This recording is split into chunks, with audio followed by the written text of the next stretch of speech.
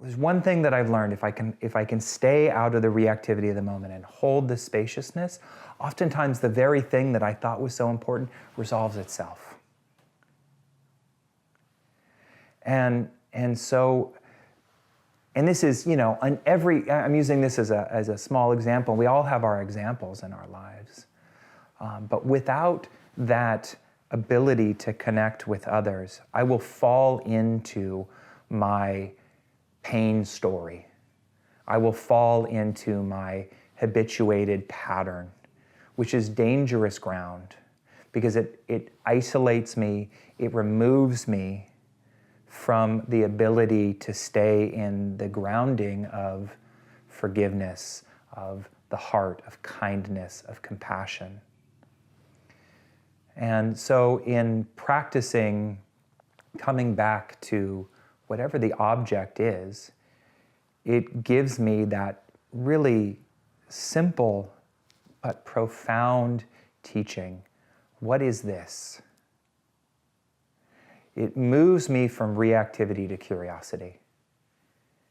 It allows me to enter into relationship instead of being dominated by my conditioning.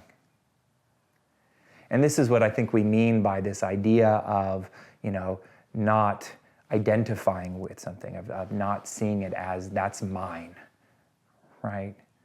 Seeing it's mine means I'm lost in it. There's no perspective.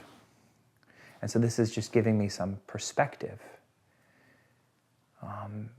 And this is really important.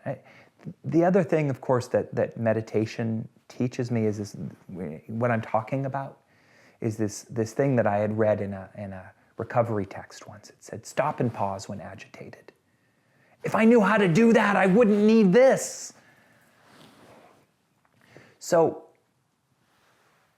this is where I learned to stop and pause. I'm sitting there watching stuff arise. I'm not getting caught in it, and I see its very nature is to arise and pass away. How could it possibly be mine if that's its nature? Any more than, my earwax is me, or my snot, or my spittle, right? But of course, I take my thoughts very personally because they're mine, and they're also the best thoughts ever, obviously.